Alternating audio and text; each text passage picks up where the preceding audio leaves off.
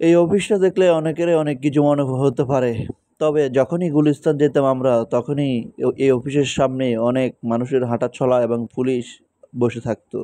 কিন্তু আজ পরিত্যক্ত অবস্থায় পড়ে রয়েছে। দেখতে অনেক সুন্দর এবং সাজসজ্জা করে সাজিয়েছিল। তো যাই হোক বন্ধুরা, আমরা গিয়েছিলাম ঢাকা। ঢাকা শহর আসলে মানুষে কখনো অকারণ বা এমনি যায় না। কোনো একটা কারণবশত ঢাকা শহর যায়। তো ঢাকা শহর গিয়ে এবার ১ম আমি ইসলামিক বইমেলার মধ্যে গিয়েছিলাম। অনেকদিন পর মানে আগেও গিয়েছিলাম বাট এবার জন্য ১ম।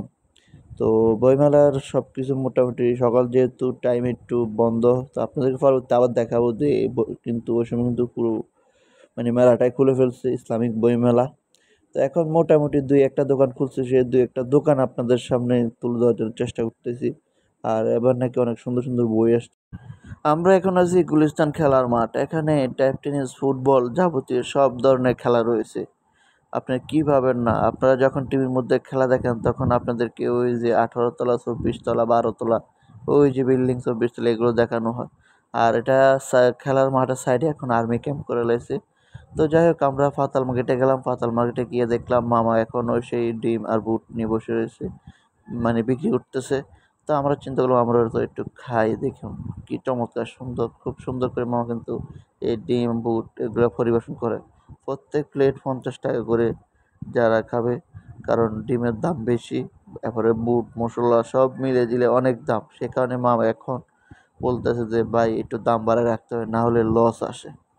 তো আমরা মামার এখান থেকে শেষ করে আবারও ব্যাক করতেছি। আর দেখুন বঙ্গবন্ধু স্টেডিয়াম। বঙ্গবন্ধু স্টেডিয়াম এখন নতুন সাজসজ্জাভাবে পুনরূপ করছে। কাজ চলতেছে। আর ওই যে এটা হচ্ছে আমাদের বায়তুল মোকাররম।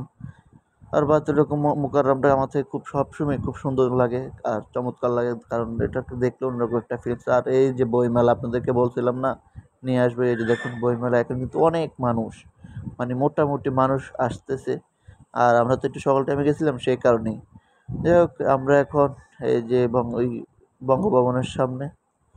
তো বঙ্গভবনের দেখুন কি অবস্থা। এই যে দেখুন সেনাবাহিনী গেট দিয়ে একদম ব্যারিকেড দিয়ে রাখছে যাতে করে মানুষ ভিতরে প্রবেশ না করতে পারে। আর যতটুকু নিরাপত্তা দেওয়া তার দরকার তারা সব কিছু দিয়ে রাখছে, বুঝছেন? তো যাই হোক বঙ্গভবনের এই বর্তমান পরিস্থিতি এই। মানুষের আশপাশ দিয়ে হাঁটার কোনো জায়গা নেই, একটু দূর দিয়ে হাঁটতে হয় কারণ তার তো বোঝেন লাগলেই কিন্তু ছিঁড়ে যাবে। তো আস্তে, আস্তে আমরা বাসে উঠে গেলাম।